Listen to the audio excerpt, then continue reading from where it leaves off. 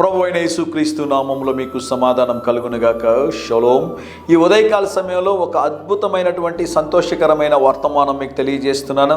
వీలైతే దయచేసి నన్ను చూడడానికి ప్రయత్నం చేయండి. కంటిన్యూస్గా 2 నిమిషాల సందేశం వినేవారికి ఈ మాటలు అనేకసార్లు జ్ఞాపకం చేశాను.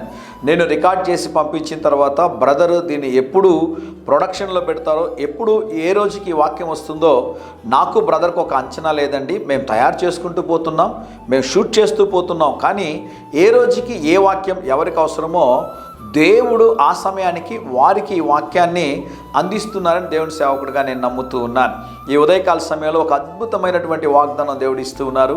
రోమీలకు రాసిన పత్రిక 15వ అధ్యాయము 13వ వచనము.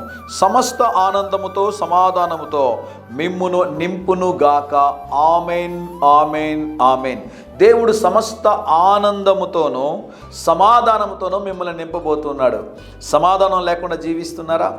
సమస్యల్లో, ఇబ్బందుల్లో, కష్టాల్లో, పోరాటాల గుండా, అవమానాల గుండా, అనేకమైనటువంటి నిందల గుండా మీరు వెళుతూ ఉంటే, సమాధానము లేని జీవితాన్ని మీరు కలిగి ఉంటే, ఈ ఉదయకాల సమయంలో ప్రభు మీతో మాట్లాడుతూ ఉన్నాడు. సమస్త ఆనందమును సమాధానమును దేవుడు కలుగజేయబోతున్నాడు. నీ నోటి నిండా నవ్వుని దేవుడు కలగజేయబోతున్నాడు.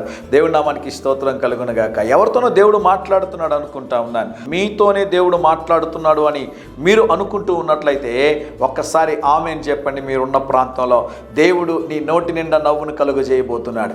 నీ దుఃఖాన్ని దేవుడు తొలగించబోతున్నాడు. దేవుడు నీకు సమాధానాన్ని దయచేయబోతున్నాడు. అది ఎటువంటి సమస్యనైనా కూడా నా దేవుడు నీ పక్షమున నిలబడి ఈ వాగ్దానమును నెరవేర్చునుగాక. ధైర్యంగా ఈ దినాన్ని ఎదుర్కోండి. దేవుని సన్నిధి మీకు తోడుగా వచ్చునుగాక. ఈ వాక్యము మీకు ఆశీర్వాదకరంగా బలపరిచే విధంగా ఉంది అని మీరు తలిస్తే ఇప్పుడే చిన్న ఒక లైక్ కొట్టండి. దీన్ని ఎవరికైనా ఒక్కరికి షేర్ చేయండి.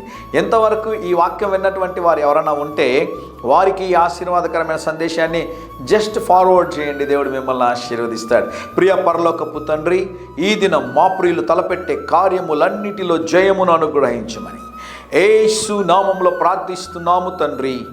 Amen, amen.